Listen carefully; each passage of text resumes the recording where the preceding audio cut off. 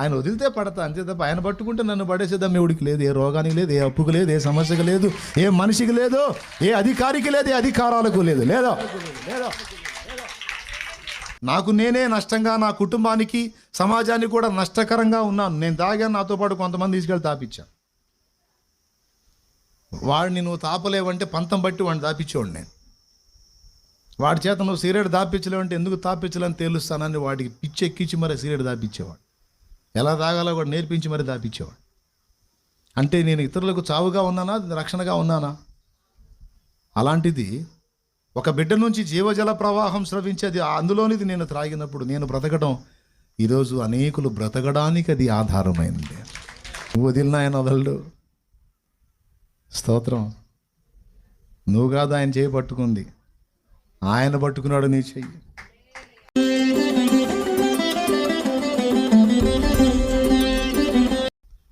ఒక మాట చెప్తాను, గుర్తుపెట్టుకోండి. యేసయ్య అబద్ధాలు ఆడతాడా?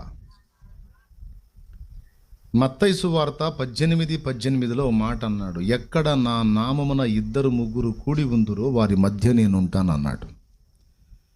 ఆయన నామంలో 2-3 కూడితేనే అక్కడ ఉంటానన్నాడు. మరి ఇంతమంది ఏ నామంలో కూడాం? ఏ నామం? షాలేము నామమా? యేసయ్య నామంలో కూడాం. మరి ఇక్కడ ఉంటాడా, ఉండడా? నేను యేసు ప్రభు నమ్ముకున్నాను నా ఇంట మొట్టమొదట. తర్వాత చిన్నగా నా భార్య దేవునికి కనెక్ట్ అయిన తర్వాత మా అమ్మది గవర్నమెంటు, భార్యదేమో బానిసత్వం. అంటే అర్థం కాలా మీకు? స్తోత్రం. భార్య మరి ఏం చేసింది? భర్త ఏ దరువు వేస్తే ఆ దరువు వేయాల్సిందేగా. మొన్నటిదాకా పూజలు, పునస్కారాలు, గుళ్ళు, పుణ్యక్షేత్రాలు అన్నాడు, ఇప్పుడేమో యేసుప్రభు అంటున్నాడు. ఇక ఆయన ఏం చెబితే అదే. ఏమండి,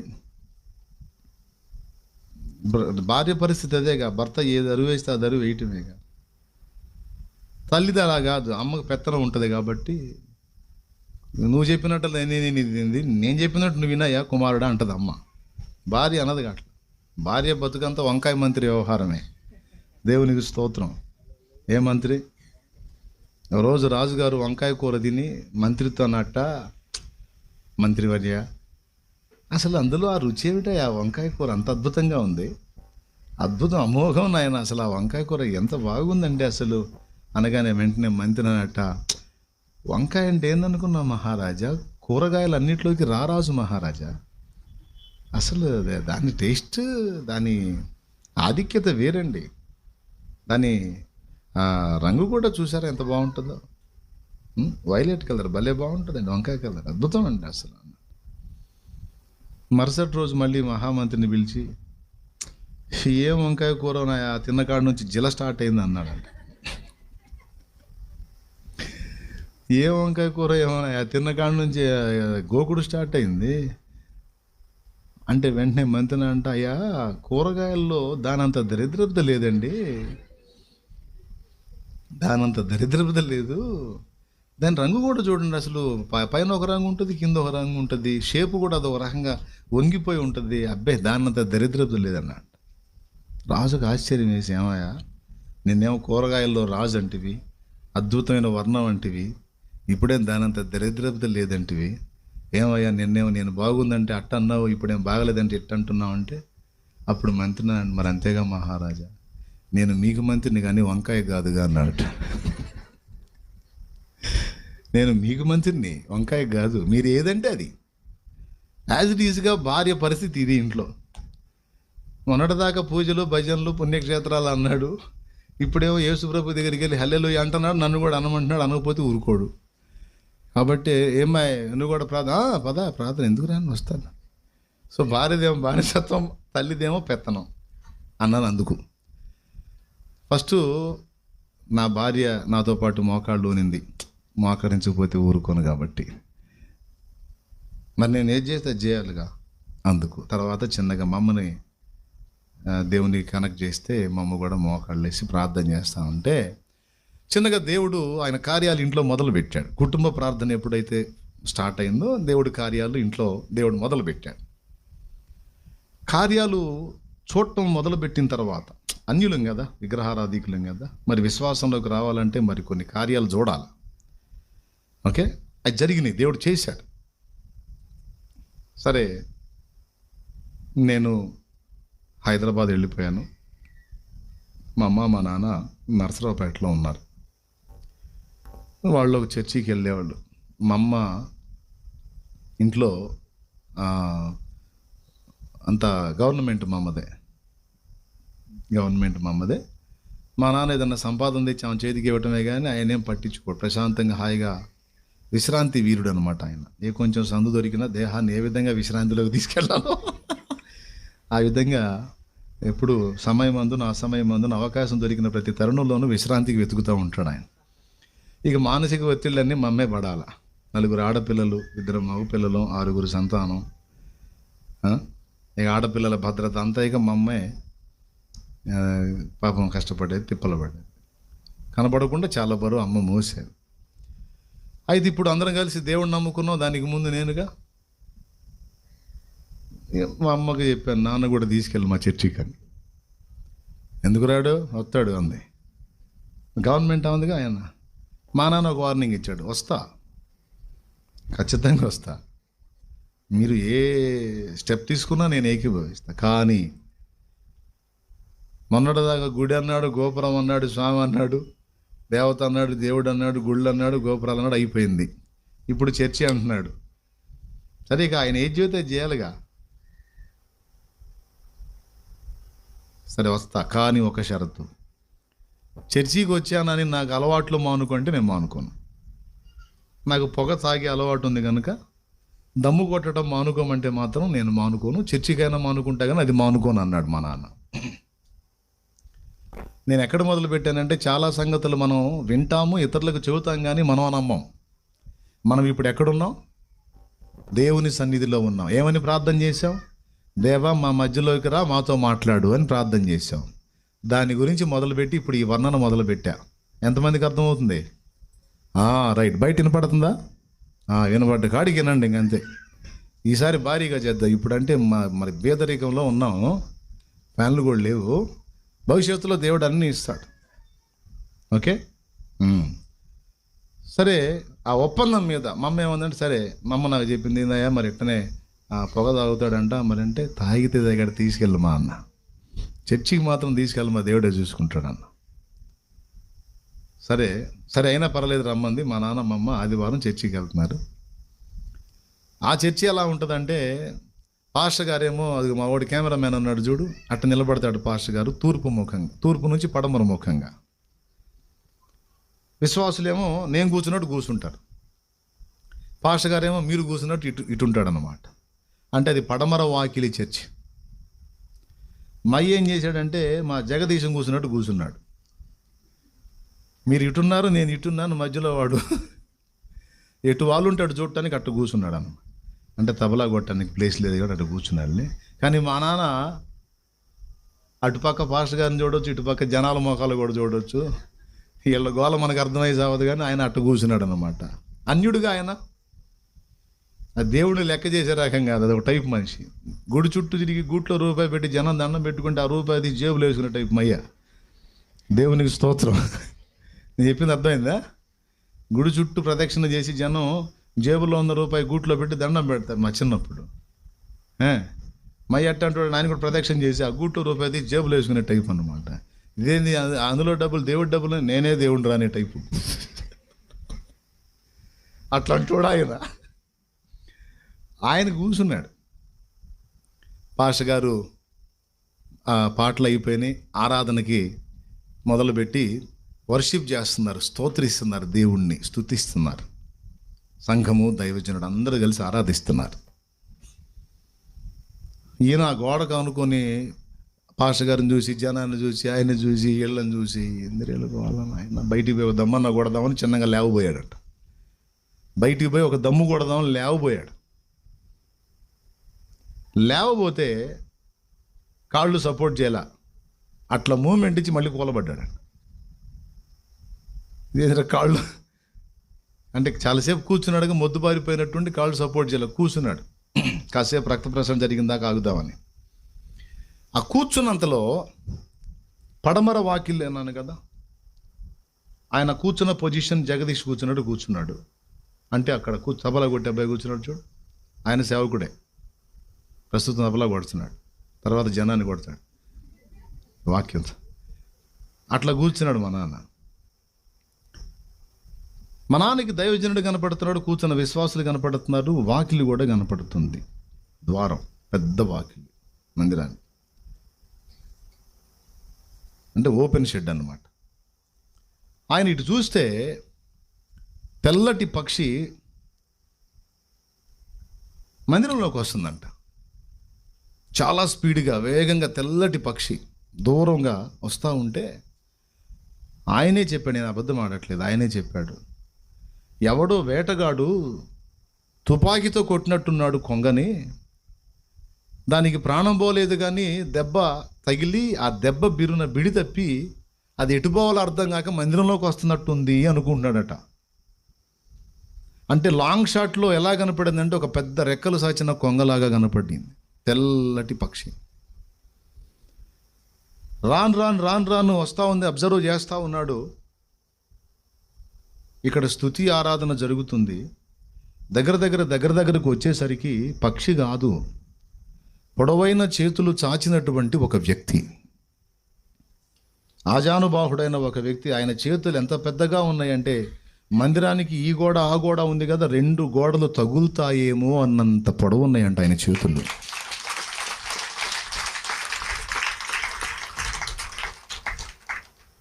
ఈ ఆరాధన జరుగుతున్నప్పుడు, ప్రభువుని స్తుతిస్తున్నప్పుడు, అందరూ కలిసి మహిమపరుస్తున్నప్పుడు శరవేగంతో రయ్యమని ఆయన గాల్లో అలాగ వచ్చేసాడు. వచ్చి ఈ చాచిన చేతులతో ఆరాధిస్తున్న బిడ్డలందరి తలల మీద ఆ చేతులు ఉంచుతున్నాడట.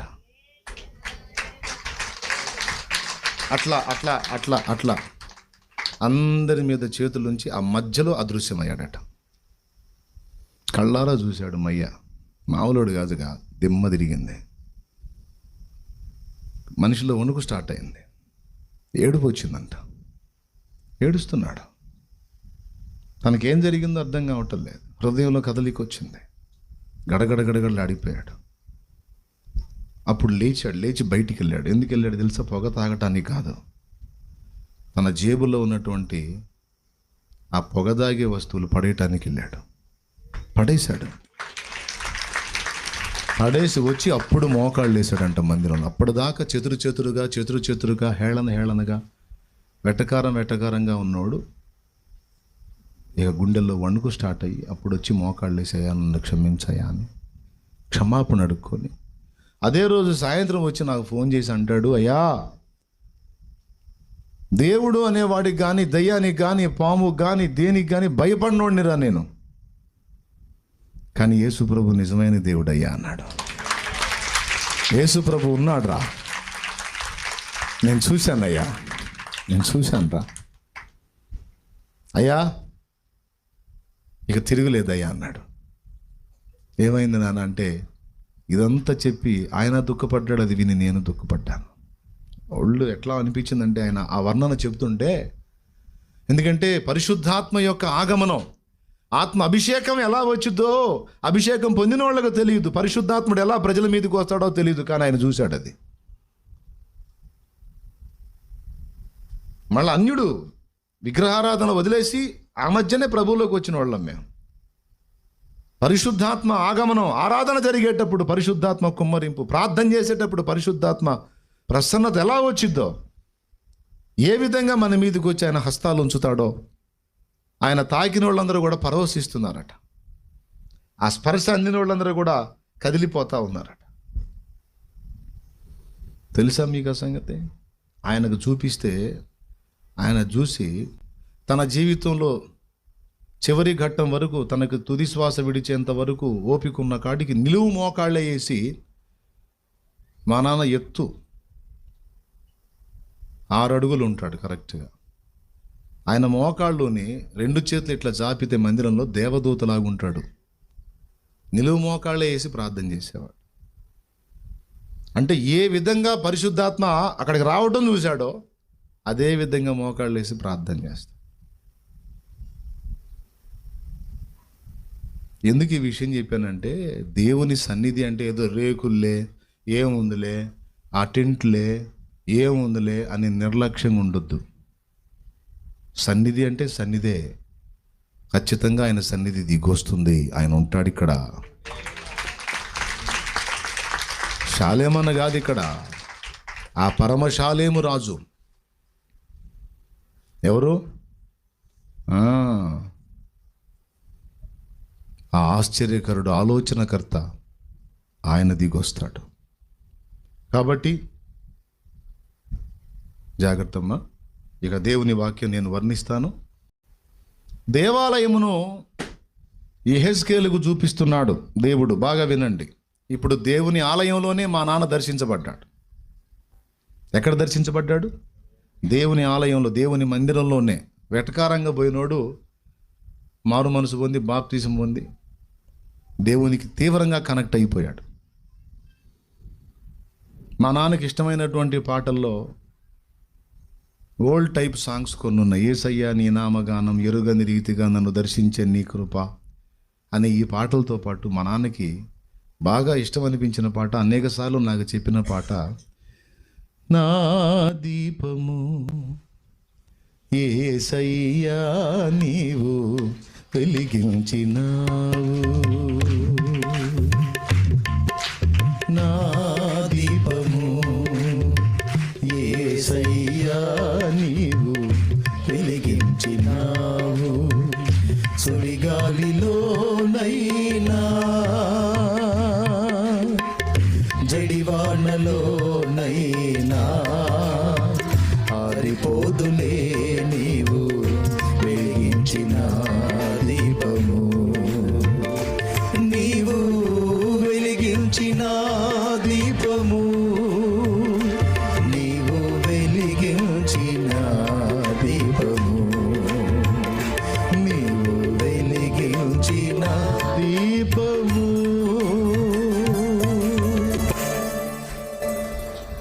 ఆ రోజు ఆయన బాప్తిసం పొందిన రోజు దైవజనుడు ఈ పాట పాడాడంట. అందుకని ఎన్నిసార్లు చెప్తాడో, నేను బాప్తిసం పొందిన రోజు ఆ పాట పాడాడయ్యా దైవజనుడు, ఆ పాట పాడాడు.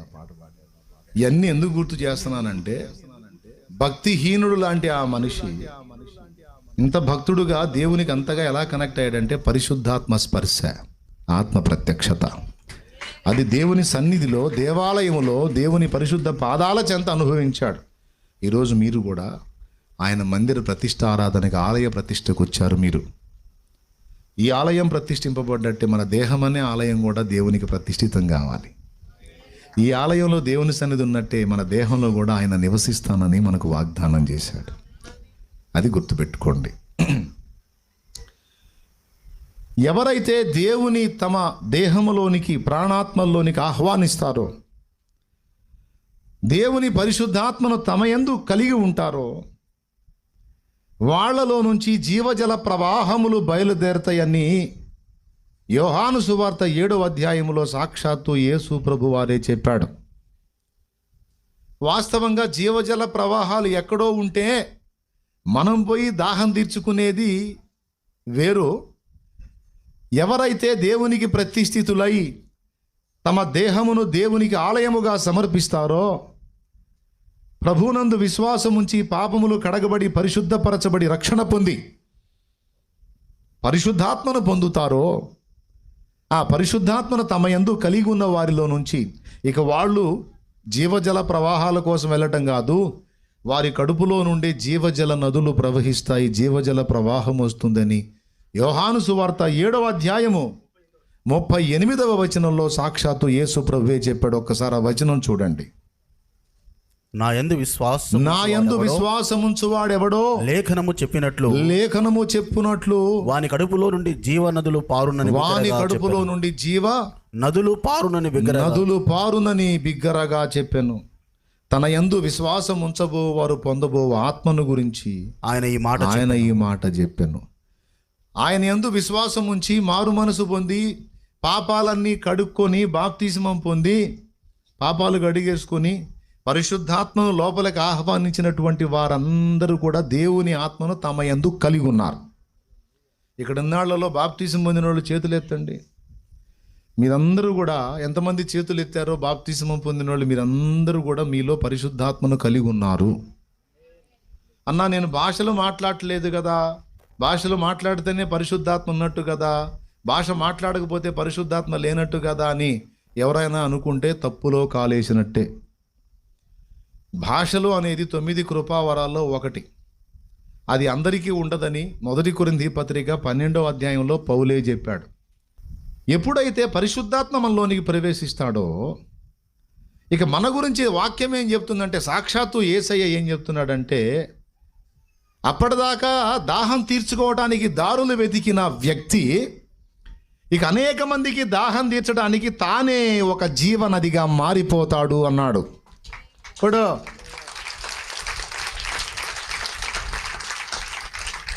నేను చెప్పింది అర్థమైందా? ఎప్పుడైతే ఒక వ్యక్తిలోనికి పరిశుద్ధాత్మ ఎంటర్ అవుతాడో, అప్పటిదాకా తన దాహార్తి తీర్చుకోవడానికి అక్కడక్కడ తిరిగినటువంటి వ్యక్తి తానే, అతడే, ఆమెయే ఒక జీవ నదిలాగా మారిపోతారు. ఇక వారి నుండే ప్రవాహం బయలు వెళుతుంది అని యేసయ్య చెప్పాడు. అప్పటిదాకా ఆత్మదాహం తీరక తిరుగుతున్న మనిషికి ఎప్పుడైతే యేసునందు విశ్వాసం ఉంచి మారు మనసు పొంది బాప్తిస్మం పొంది పరిశుద్ధాత్మను లోపలికి చేర్చుకుంటాడో, అప్పుడు తన ఆత్మదాహం తీరుద్ది. ఇక ఎటు వెళ్ళడు. ఇక అంతకుముందు ఇప్పుడంటే యేసు ప్రభువుని నమ్ముకున్నాను. అంతకుముందు విగ్రహారాధన చేశాను. నేను ఆల్రెడీ ఒక గుడికి వెళ్తున్నాను అనుకో, ఎవరన్నా నా ఫ్రెండ్ తగిలి, అరే ఈ గుడి కాదు కానీ ఫలానా దగ్గర బాగా సత్యంగా సాయం జరుగుతుందంట అనగానే మళ్ళీ అడిపోయేవాడు. మళ్ళీ కొద్ది రోజులు అటు నడవగానే ఇంకొకటి కనపడి ఫలానా దగ్గర అసలు మామూలుగా లేదంట అనగానే మళ్ళీ అడిపోయేవాడు. అట్లాగా ఎన్ని చెప్పారో అన్ని తిరగటమే పని. ఎందుకు తెలుసా? ఆత్మదాహం తీరక, తృప్తి దొరకక, వెతికిన మనస్సుకు శాంతి లభించక, ఈ గుడి, ఆ గోపురం, ఆ స్థానం, ఈ స్థానం, అక్కడంట ఇక్కడంట అని చివరికి బస్ స్టాపుల్లో ప్లాట్ఫామ్ మీద కూడా పండుకొని మరీ జర్నీలు చేశాను. ఉమ్ములు చండాలం అంతా ఊసిన దగ్గర కూడా మరి ఏం చేద్దాం, ఒక ఊరు జర్నీ చేసి రిటర్న్ అయితే మధ్యలో బస్ స్టాండింగ్లో పండుకోవాల్సి వచ్చింది. ప్లాట్ఫామ్ దగ్గర అంతా ఉమ్ములు చండాలం. అయినా సరే భక్తి కోసం అక్కడే పండుకున్నాం. తృప్తి లేదు, దాహం తీరలేదు, ఇక సరిపోయింది, ఇక్కడ ఆగవచ్చు అనే ప్రశ్నే లేదు. ఆ గుడి అక్కడక్కడ తిరుగుతూ ఉండేవాడిని. నేనే కాదు, ఫ్యామిలీ కూడా. ఎప్పుడైతే యేసు ప్రభు దగ్గరకు వచ్చానో ఇక చాలనిపించింది. అది నా పాయింట్. ఇక మళ్ళీ ఇంకో దగ్గరికి వెళ్ళాలి, ఇంకో చోట ఇంతకంటే గొప్పది ఉంది అన్న ప్రశ్నే లేదు. అందుకే బైబిల్లో భక్తులు అన్నారు, నువ్వు నాకు చాలిన దేవుడవు అని. Praise the Lord. ఇక యేసయ్య దగ్గరికి వస్తే ఇక స్టాండ్ వేయాల్సిందే, ఇంకా కదలాల్సిన అవసరం లేదు. అంతకుముందు స్టాండ్ తీయటం, ఇక్కడికి వచ్చి ఒక దగ్గర స్టాండ్ వేయటం, మళ్ళీ అక్కడ నుంచి మళ్ళీ స్టాండ్ తీసుకుని ఇంకో చోటకి అట్లా సైకిల్ తిరుగుతూనే ఉండేది. యేసయ్య దగ్గరికి వచ్చింది, ఇక బండి ఆగిపోయింది, ఇంకెట్టు బాటల్లా. ఎందుకు? దాహము తీరింది, దాహం తీరింది, తృప్తి కలిగింది. ఒక దేవుడు అని నేను మొక్కడానికి తగినటువంటి క్వాలిటీస్ 100% యేసులో కనబడ్డాయి. అంతేకాదు, ఒక మనిషిగా నేను ఎదుర్కొంటున్నటువంటి సకల సమస్యలకు, సమస్త ఇబ్బందులకు, సమస్త ప్రతికూలతలకు సమాధానం ఒక్క యేసులోనే దొరికింది నాకు. అంటే అంతకుముందు ఏంటంటే డబ్బులకు ఒక దేవుడు, విద్యకు ఒక దేవుడు, బలానికి ఒక దేవుడు,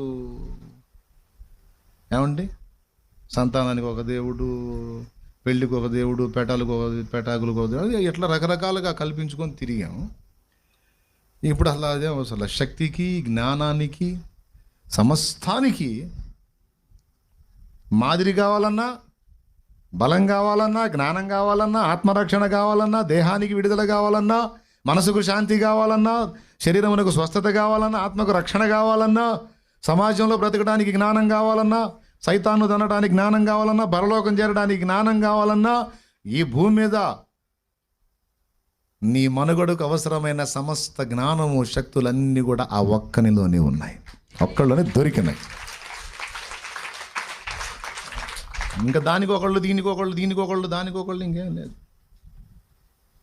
అర్థమైందా? సూపర్ స్పెషాలిటీ ఆసుపత్రి లాగా. సింపుల్గా మనకు అర్థమయ్యే భాషలో చెప్పాలంటే మామూలు హాస్పిటల్స్ ఉంటాయి. కంటి డాక్టర్ దగ్గరికి వెళ్తే కంటికే చూస్తాడు. సార్ ఈ దవడ పన్ను ఏందో నొప్పిగా ఉంది సార్ అంటే డెంటిస్ట్ దగ్గరికి వెళ్ళండి రాస్తాను అంటాడు. ఏం సార్ మీరు చూడటం లేదు సార్ నేను కంటికే అంటే. అర్థమైందా? ఐ స్పెషలిస్ట్ అన్నమాట. పంటి సమస్య అంటే డెంటల్ డాక్టర్ దగ్గరికి వెళ్ళాలి, డెంటిస్ట్ దగ్గరికి వెళ్ళండి. కొంచెం ఏందో సరే గుండెలో కొంచెం నొప్పిగా ఉంటుందండి అంటే అట్లయితే కార్డియాలజిస్ట్ దగ్గరికి రాస్తానండి అడిగిపోండి అంటే గుండె హాస్పిటల్. అర్థమైందా? ఒక్కొక్క దానికి ఒక్కొక్కటి అన్నట్టు. ఇప్పుడు యేసు ఏంటో తెలుసా, యేసయ్య ఏం తెలుసా, మొత్తం అన్నీ ఆయన దగ్గర ఉంటాయి. మా కుటుంబ వైద్యుడు ఫ్యామిలీ డాక్టర్ అనమాట. వైద్యుడు ఆయనే, ఔషధం కూడా ఆయనేనంట. ధనం ఆయనే, శ్రీమంతుడు, బలం ఆయనే, సర్వశక్తి గల దేవుణ్ణి అన్నాడు. రోగానికి ఔషధం ఆయనే, స్వస్థపరచు యెహోవాను అన్నాడు. శత్రువుకి అడ్డు తగిలేది ఆయనే, నీ ముందు నడుచువాడు యెహోవాయే అన్నాడు.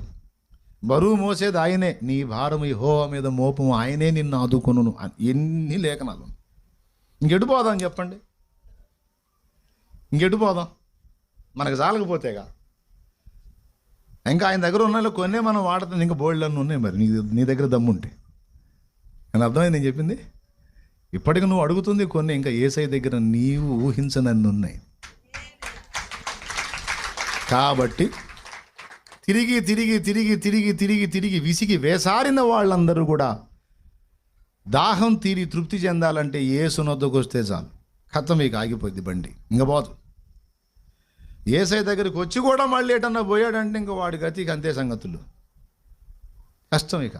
ఎందుకంటే దొరకాల్సిందంతా ఆయన దగ్గర ఉంది. ఆయన దగ్గర ఒకడు పొందనిది ఇక ఇంకొక చోట దొరకదు. అర్థమైందా? నిజంగా అర్థమైందా?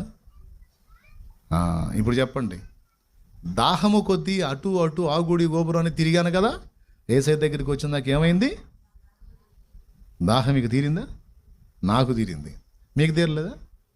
సరిపోయింది కదా, యేసయ్య చాలు ఇక. ఓకే, ఇప్పుడు ఏం జరిగిందంటే రెండు జరుగుతాయని చెప్పాను. రక్షణానుభవంలోనికి వచ్చి బాప్తిస్మం పొంది పరిశుద్ధాత్మను పొందుకున్న వానికి నంబర్ 1 దాహం తీరుతుంది. నంబర్ 2 ఇతరులకే తను దాహం తీర్చే వ్యక్తిగా మారిపోతారు. ఎందుకంటే తనలో ఆయన నివాసం ఉంటాడు కదా. ఎవరు ఉంటారు? పరిశుద్ధాత్ముడమ్మా. సరే యేసయ్య అనుకో, ఎవరుంటారమ్మా మనలో? ఎప్పుడు వచ్చాడమ్మా? ఇల్లు గడిగినప్పుడు వచ్చాడు. ఇల్లు ఎప్పుడు గడిగామమ్మా? బాప్తిసం మొదట ఇల్లు గడగడం అమ్మా. ఆయన మనలోనికి వచ్చిన తర్వాత ఇక దేవుని ఆలయముగా మనం మారిపోతాం. ఇప్పుడు చెప్పండి, దేవుడు ఈ మందిరంలోనే ఉన్నాడా, మనలో కూడా ఉన్నాడా? అవునా? కన్ఫామ్గా ఉన్నాడు. నువ్వు ఎక్కడున్నా ఆయన సన్నిధి నీతోనే ఉంటుంది. ఏలియా అంటాడు అహాబు రాజు ముందుకెళ్ళి, ఎవని సన్నిధిని నేను నిలిచి ఉన్నాను ఆ యెహోవా జీవము తోడు, ఇక నుంచి 3.5 సంవత్సరం ఆకాశపు మంచైన వర్షమైన కురవదు అని అహాబు రాజు ముందుకెళ్ళి, నేను ఎవని సన్నిధిని నిలిచి ఉన్నాను ఆ యెహోవా జీవము తోడు అంటాడు. తాను నిలిచింది యెహోవా సన్నిధినా, అహాబు సన్నిధినా? అహాబు ముందుకెళ్ళి యెహోవా సన్నిధిలో నిలిచున్నాను అంటాడండి. అంటే యెహోవా ఏలియాతోనే ఉన్నాడు. అది విషయం. యెహోవా ఎవరితోడున్నాడు? ఏలియా ఎక్కడుంటే అక్కడ ఉంటాడు ఆయన. యాకోబుతో ఏమన్నాడు? యాకోబు, నీవు ఐగుప్తుకు పొమ్ము, నీ కుమారుడైన యోసేపు నీ కనుల మీద తన చేతులుంచును, నేను నీతో కూడా వస్తానన్నాడు. ఆ మాట అంటాడు, నేను నీతో కూడా ఐగుప్తుకు వచ్చేదను అంటాడు. బా, ఇప్పుడు చెప్పు, దేవుని సన్నిధిలోకి వచ్చినప్పుడు ఆయన ఇక్కడ నీతో ఉంటాడు, సన్నిధి విడిచి నువ్వు వెళుతున్నప్పుడు నీతో కూడా నడుస్తాడు. ఎందుకో తెలుసా? ఆయన నీలోనే ఉన్నాడు. నడిపించుమోలోతు నాకు అంటే పడవలు నీళ్ళలో పంపించు, పడవ నీళ్ళలో. పడవ కాదు, నువ్వు నానా వెళ్ళాల్సింది యేసయ్యలో లోతుకి వెళ్ళాలి. ఎంత లోతుకి వెళ్తావో, ఆయనతో ఎంత లోతుగా అంటు కట్టబడతావో, ఆయనతో ఎంత లోతుగా వేరు పారుతావో, ఆయనతో ఎంత లోతైన అనుభవంలోకి వెళ్తావో, చెట్టు వేరు ఎంత లోతుకెళ్ళి కనెక్ట్ అయితే బయటంత బలంగా ఉంటుంది. దాని ఎదుగుదల, దాని స్థిరత్వం కూడా అంతే ఉంటుంది. లోతుగా వేరు వెళ్ళే కొద్దీ చెట్టుకు రెండు జరుగుతాయి. మంచి సారం అంది, విస్తారంగా ఎదుగుతుంటుంది, ఫలిస్తుంటుందా. వేరు లోతుగా ఉంటే ఎంత పెనుగాళ్ళు కొట్టినా అట్టా అంటది తప్ప ఢమాన పడదు. అర్థమైందా? అది ఊగుతా ఏంది గాలి, ఏంది నేను పడేస్తా, అంత సీన్ లేదమ్మా. ఇక్కడ లోతుగా ఉన్నాం. యేసయ్యతో లోతైన అనుబంధాన్ని అలా ఏర్పాటు చేసుకుంటే శోధనలు, వేదనలు, దుఃఖాలు, కష్టాలు, కన్నీళ్ళు, ఎన్ని పెనుగాలులు, ఎన్ని తుఫాన్లు ఈడ్చినా కదలవు. నా జీవిత యాత్రలో ఎన్నో తుఫానులు, నా జీవిత యాత్రలో ఎన్నో తుఫానులు, అయినా నా యేసు నా పక్షమయ్యుండగా, అయినా నా యేసు నా పక్షమయ్యుండగా. నీకు పెద్ద జబ్బు వచ్చిందంట అని రిపోర్ట్ వచ్చినా నువ్వు భయపడవు. రోగమా వచ్చావా, నేను పడేద్దామని వేస్తావా, పడేస్తావా? యేసుతో నాకు లోతైన అనుబంధం ఉంది. ఆయన నన్ను పట్టుకొని ఉన్నాడు. రహస్యమందు ఆయన నన్ను పెనేసుకొని ఉన్నాడు. మరి నన్ను ఎట్ట పడేస్తావే రోగమా? ఎట్లా సాధ్యమైతే? ఆయన వదిలితే పడతా అంతే తప్ప ఆయన పట్టుకుంటే నన్ను పడేసేద్దాం ఎవడికి లేదు. ఏ రోగానికి లేదు, ఏ అప్పుకు లేదు, ఏ సమస్యకు లేదు, ఏ మనిషికి లేదు, ఏ అధికారికి లేదు, ఏ అధికారాలకు లేదు. లేదో ఆయన నన్ను పట్టుకుని ఉన్నాడు. నేను ఆయన నేను లోతైన అనుబంధం, లోతుగా పెనవేసుకుని ఉన్నా. సాధ్యం కాదు ఇక. అందుకు నడపమంటున్నాడు లోతైన అనుభవానికి. చెప్పండి, ఏరు పైన ఉంటే చెట్టు ధన్మని పడిద్దా, లేకపోతే లోతులో ఉంటే పడిద్దా? ఎవరు లోతు అన్నారు? వేరు లోతులో ఉంటే పడదమ్మా, పైన ఉంటుంది. పైన ఉన్న చెట్టు ధన్మని దొల్లిపోద్ది. వేరు లోపలికి పోయిన చెట్టుకు సారం ఎక్కువ అందిద్దా, పైన వేళ్ళు ఉంటే అందిద్దా? పైన వేళ్ళు ఉంటే పెందలాడి చచ్చిద్ది. అవునా? ఎంత లోతుకెళితే అంత సారం. ఓకేనా? ఆకువాడ, ఓకే, అది పాట, అది అక్కడ అది కోట్ చేసుకో, దేవునికి స్తోత్రం. ఓకేనా? ఇప్పుడు ఏం చెప్పాను, ఏం కావాలన్నాను? లోతుగా వెళ్ళాలి. ఇప్పుడు చెప్పండి, గిలకల దగ్గర ఆగిపోతారా? మరి ఎక్కడ దాకా వస్తారు? గిలకల దాకా కాదులే కానీ, అర్థం వెళ్ళే కానీ కత్తి మోకాళ్ళ దాకా వస్తాలే అంటావా? సరే ఆడకరా, నీకెందుకు, నడువుల కాడికి ఆయన తీసుకెళ్తాడు.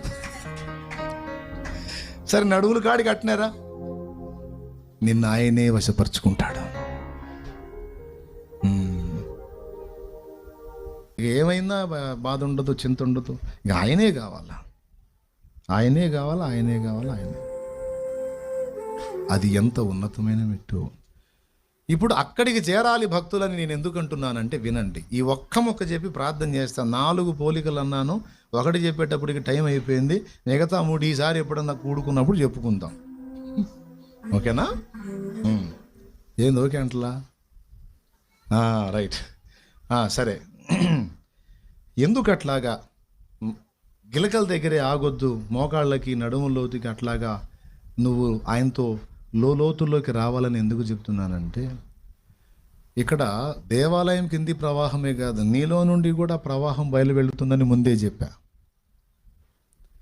ఎప్పుడైతే నువ్వు తల నిండా ప్రవహించిన ప్రవాహం వలె మారిపోతావో, విను, తలంత మునుగునట్లుగా ప్రవహించే నదిలాగా నువ్వు మారిపోతావో, ఆత్మవశమైపోతావో, అప్పుడు నీలో నుండి వచ్చేటువంటి ఆ జీవజల ప్రవాహము ఎంతవరకు ప్రవహిస్తుందో అది ప్రవహించిన చోటెల్లా జీవులు బ్రతుకుతాయి అన్నాడు. అది రహస్యం. అర్థమైందా? ఇక అలా ప్రవహించి నీ ప్రవాహం మృత సముద్రంలో పడ్డా సరే అక్కడ జీవాన్ని తెచ్చిద్దట. అర్థమైందా? దాని అర్థం ఏంటో తెలుసా? చచ్చిన స్థితిలోకి వెళ్ళిపోయిన వ్యక్తులు సైతం నీలో నుండి ప్రవహించే ఆ ప్రవాహం వారికి తగిలినప్పుడు, అది వారు త్రాగినప్పుడు, ఆ చచ్చిన స్థితిలో ఉన్న వాళ్ళు కూడా బ్రతికి రక్షించబడతారట.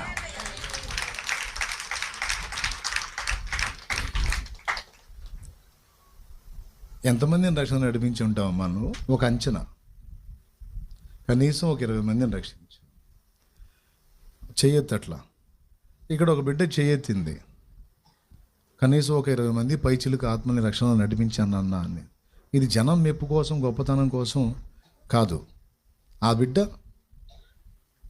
తను ఆత్మీయ ప్రగతి పొంది గిలకల లోతు నుంచి మోకాళ్ళ లోతుకు వచ్చి, అక్కడి నుంచి నడుముల లోతుకు వచ్చి, అక్కడి నుంచి దేవుని వశానికి వచ్చి దేవుణ్ణి ప్రకటిస్తూ, ప్రార్థిస్తూ, ఇతరులకు పరిచయం చేస్తూ ప్రభువుని, తన నుండి దేవుడు ప్రవహించి తనిచ్చిన ప్రవాహాన్ని బట్టి 20 మంది చచ్చిన స్థితిలో ఉన్నవాళ్ళు బతికారు. ఇప్పుడు తన నుండి బయలు వెళ్ళిన జీవ ప్రవాహం 20 మంది చచ్చిన స్థితిలో ఉన్నవాళ్ళు బ్రతకడానికి కారణమైందిగా. అట్లాగే ఇక్కడ కూర్చున్న ప్రతి ఒక్కరూ ఒక నది వలె ఆ బిడ్డలాగా ప్రవహిస్తే, ఒక్కసారి చెప్పండి నాకు ఆన్సరు. మీరు ఎన్ని ప్రాంతాలకు తగులుతారో అక్కడల్లా, మీరు తగిలిన చోటల్లా మనుషులు బ్రతుకుతారమ్మా. మృత సముద్రపు నీళ్లు కూడా మంచి నీళ్లుగా మారిపోతాయమ్మా. అరబా నీళ్లు కూడా జీవజలం అయిపోతుందమ్మా. ఒకప్పుడు సమస్తాన్ని చంపేసేటువంటి పరిస్థితిలో ఉన్నటువంటి ఆ నీళ్లు ఇప్పుడు సమస్తాన్ని బ్రతికించడానికి మారిపోయిన మంచి నీళ్లులాగా. ఒకప్పుడు తను రక్షించినటువంటి 20 ఆత్మల్ని తీసుకుందాం, అందులో ఎన్ని జీవితాలు కుటుంబానికి శాపంగా ఉన్నాయో, తమకు తాము నాశనంగా ఉన్నాయో, ఎంతమంది జీవితాలకు తలనొప్పిగా ఉన్నాయో, ఇప్పుడు ఇక్కడి నుంచి ప్రవాహం వెళ్ళి వాళ్ళను స్పర్శించినప్పుడు, అది స్వీకరించిన వాళ్ళు బ్రతికినప్పుడు ఇప్పుడు ఏమైందో తెలుసా? ఏమైంది మీరు చెప్పండి? ఒకప్పుడు మృత స్థితిలో ఉన్న వాళ్ళు ఇప్పుడు జీవించి అనేకుల్ని జీవింపజేసే స్థాయికి వచ్చారు. ఒకప్పుడు సమస్తాన్ని చంపేసేటువంటి నీళ్ళు ఈరోజు అన్ని జీవులకు బ్రతకడానికి ఆధారమైనాయి. నాకు ఒక తల్లే జీవజల ప్రవాహము ప్రభు నాకు అందించడానికి ఒక స్త్రీని వాడుకున్నాడు. మాతృమూర్తి నాకు తల్లి సమానురాలు. అమ్మ అనే పిలుచుకుంటాను, చిన్నమ్మ అనే పిలుచుకుంటాను. ఆ పాత్రలో నుంచి నాకు అందించాడు ప్రవాహాన్ని. అది నేను గైకొన్నాను, దేవుని వైపు తిరిగాను. ఇప్పుడు ఒకప్పుడు నాకు నేనే నష్టంగా, నా కుటుంబానికి, సమాజానికి కూడా నష్టకరంగా ఉన్నాను. నేను తాగాను, నాతో పాటు కొంతమంది తీసుకెళ్ళి తాపించాను. వాడిని నువ్వు తాపలేవంటే పంతం బట్టి వాడిని తాపించేవాడు నేను. వాడి చేత నువ్వు సిగరెట్ దాపించలేవంటే ఎందుకు తాపించాలని తేలుస్తానని వాడికి పిచ్చి ఎక్కించి మరి సిగరెట్ దాపించేవాడు. ఎలా తాగాలో కూడా నేర్పించి మరి దాపించేవాడు.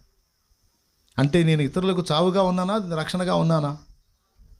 అలాంటిది ఒక బిడ్డ నుంచి జీవజల ప్రవాహం స్రవించేది, అందులోనిది నేను త్రాగినప్పుడు నేను బ్రతకడం, ఈరోజు అనేకులు బ్రతకడానికి అది ఆధారమైంది.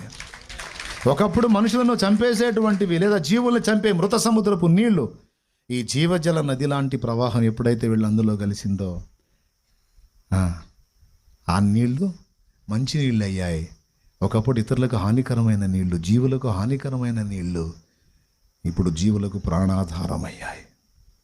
పోలిక సరిపోయిందా? అర్థమైందా కాలేదా? ఒక స్త్రీమూర్తి అని చెప్పాను నేను. చదువు కూడా లేదు ఆమెకు. సంతకం పెట్టమ్మంటే ఏలుముద్రయ్యా అంటుంది. ఆమె చెప్పింది నాకు సువార్త. ఆమె కష్టపడింది నా ఆత్మరక్షణ కోసం, ఆమె ప్రార్థించింది నా కోసం, ఆమె చూపించింది దేవుని ప్రేమ. అప్పటిదాకా యేసుప్రభు అంటే దురభిప్రాయం ఉండేది. ఆమె దగ్గర దేవుని ప్రేమ చూసినాక అప్పుడు చిన్నగా యేసయ్య గురించి నా హృదయంలో నాకు తెలియకుండానే ఒక తలంపు పడిపోయింది. అనతి కాలంలోనే దేవుడు నన్ను దర్శించటం, కఠినమైన పరిస్థితులు నన్ను చుట్టుముట్టడం, దర్శించటం, నేను ప్రభువులోకి రావటం, రక్షణలోనికి నేను రావడానికి యేసయ్యని తెలుసుకున్నాక ఫస్ట్ నేను చెప్పిన వ్యక్తి మొదట నా తల్లి అయితే, తర్వాత నేను ఆమెకే చెప్పా. నేను దేవుడిని నమ్ముకుంటున్నానన్న శుభవార్త ఫస్ట్ అమ్మకి చెప్పాను, తర్వాత ఆమెకి చెప్పాను. సంతోషపడిద్దాను. చిన్నమ్మ, ఇక నుంచి నేను కూడా యేసయ్యని నమ్ముకుంటున్నాను. చిన్నమ్మ, ఇక నుంచి నా దేవుడు కూడా యేసయ్యే. ఇక నేను ఈ ఊపిరినంత వరకు ఇంకో దానికి మొక్కేది, ఇంకో దాన్ని సేవించేది లేదు. ఇక ఈ జీవితం నా ప్రభుకే అని నేను చెప్పినటువంటి ఆ వార్త విని ఎంతో సంతోషపడి దేవుని మహిమపరిచింది. ఒక స్త్రీమూర్తి, అక్షర జ్ఞానం లేదు. మరి షాలేం రాజు అనేవాడిని ఒక స్త్రీమూర్తి పట్టుకుందంటే చదువు లేని బిడ్డ. మరి నువ్వు ఎంతమందిని ప్రభావితం చేయొచ్చు? నువ్వు 10 మందిని నడిపిస్తే ఆ నడిపించే 10 మందిలో ఒక బలవంతురాలో లేస్తే ఎంతమంది జీవితాలకు అది వెలుగవుతుందో ఒక్కసారి ఊహించు. పైన భక్తి చేసి సర్దుకుంటావా? అరాకొర ఆత్మీయతతో ఆగిపోతావా? తప్పు కదా. ఈరోజు తీర్మానం చేద్దాం. ఇప్పటికి 2 వారాలుగా మందిర ప్రతిష్టలో తిరుగుతూ ఉన్నాను. రోజు తిరుగుతూ ఉంటా. ఎందుకంటే నా తండ్రి నాలో ఉండి ఎంత ప్రవహించాలనుకున్నాడో అంతా ప్రవహించడానికి నన్ను నేను అప్పగించుకున్నా. ఆయన ఇష్టం. అది ఎంతమందికి అర్థమైంది? కట్టడి చేసినా మన చేతుల్లోనే ఉంది, ప్రవాహాన్ని వదిలినా మన చేతుల్లోనే ఉంది. నీలోనే పరిశుద్ధాత్ముడు ఉన్నాడు. నువ్వు కోఆపరేట్ చేసే కొద్దీ ఆ ప్రవాహం అనేకులకు దాహం తీర్చింది. మందిరంలోనే చెబితే 1000 మందికి, ఆన్లైన్లో దాన్ని అవుట్ చేసా లక్షల మందికి దాహం తీరింది. అర్థమైందా? పుస్తక రూపంలో ప్రింట్ చేసి వదిలే లక్షల మందికి దాహం తీరింది. అట్లాగే ఎన్ని ఛాన్సులు ఉంటే అన్ని ఛాన్సుల్లో దేవుడు నాకు ఇచ్చిన ప్రవాహాన్ని రిలీజ్ చేస్తానే ఉంటా. పారు చోటెల్లా పుష్టి. నువ్వు వదిలిన ఆయన వదలడు. స్తోత్రం. నువ్వు కాదు ఆయన చేయి పట్టుకుంది, ఆయన పట్టుకున్నాడు నీ చెయ్యి. నిన్ను పరిపూర్ణం చేస్తానని నువ్వు కాదు వాగ్దానం చేసింది, ఆయన నీకు ప్రామిస్ చేశాడు. అందుకని ఇప్పుడు ఆయనే బుక్ అయ్యాడనమాట. నేను నిన్ను నడిపిస్తాను, నేను నిన్ను పరిపూర్ణం చేస్తానని నీకు వాగ్దానం చేసింది ఆయన. అది నువ్వు ఆయన చేయబట్టుకున్నావని కాదు, ఆయనే నీ చేయబట్టుకున్నాడు. సవాల్ నీది కాదు, నీ జీవిత సవాల్ ఆయన తీసుకున్నాడు. కనుకనే నిన్ను వదలడు ఆయన. భయమే వద్దు నీకు. నేనేమైపోతానో, నా పరిస్థితులు ఏంటో, నా బిడ్డలు ఏంటో అని కలత చెందుతూ దిగులు పడుతున్నావుగా, అసలు వదిలే. అదంతా దేవుడే. అంతే. నువ్వు వదలనంత వరకు నేను ఎత్తినే ఉంటుంది. మర్యాదగా చెప్పాడు, భారం నా మీదే, నేను చెప్పినట్టుగా నువ్వు ఆ కొలతల్లో ముందు సాగిపో, భారం నా మీదే. చాలా క్లియర్గా చెప్పాడు. ఆయన నా నెత్తినే పెట్టుకుంటానంటే నేను చేసేది ఏముంది? అరే అబ్బాయి ఒకరు రాయండి ఎక్కడికి, నిలబడా, ఈ ఖర్చు తీసుకో. ఇట్టుంటుంది మనం దేవుడికి అప్పచెప్పటం. తీసుకోయ్యా, నా బరువు అంతా నీకే అప్పచెబుతున్నాను లేదు తండ్రి, తీసుకో, ఇక అంతా నువ్వే నాయన అంటే ఆయన అట్నే పట్టుకొని నిలబడతాడు. తీసుకో అన్నావు, ఈ అమ్మ అంటాడు. ఇచ్చానులే నాయన, ఇక అంతా నీదే ప్రభువా, భారం అంతా నీదే అని మళ్ళీ ఏం ఆలోచిస్తుంటుంది. అప్పుడు ఎలాంటిదంటే ఇట్లా ఉంటుంది అన్నమాట. ఇవ్వటం అంటే ఏంది? అది ఇప్పుడు నా చేతుల్లో ఉందా, అక్కడ ఉందా? నా చేతులు ఖాళీగా ఉన్నాయి. ఇది ఇవ్వటం అంటే. ఇవ్వటంలో ఉన్న ప్రభా ఇక నీదే భారం నాయన, నీకు అప్పచెప్పి అంతా నువ్వే చూసుకోనాయన ప్రభా, ఇక నువ్వు తప్పితే దిక్కులు గందరగోళం చేసి ఏడ్చి మొత్తుకొని ఇంటికి వెళ్ళేటప్పుడు లేదు, అయ్యా మొయ్యలేవాలి ఇటు అయ్యా. ఈ తిక్కలోళ్ళు ఏం చేయాలో నాకు అర్థం కావట్లా. ఏమైనా అర్థమైందని చెప్పింది? మోపినప్పుడు వదిలేయి, మళ్ళీ ఇంటికి పోతే మళ్ళీ నేను ఎత్తిన పెట్టుకునేది అంటే ఎంతమంది దాన్ని మొత్తం లేపేవు మాత్రం. ఓయమ్మో, తిక్కల వ్యవహారం కదా అది. ఇవ్వు అన్నప్పుడు ఇచ్చేయి, ఆయన చూసుకుంటాడు. ఏం చేస్తాడు? సగం నీ చేతుల్లో సగం ఆయన చేతుల్లో పెట్టి ఆట అయింది. ఇచ్చి చూడు, వదిలేసి చూడు. వదిలేయటం అంటే ఏంటో తెలుసా?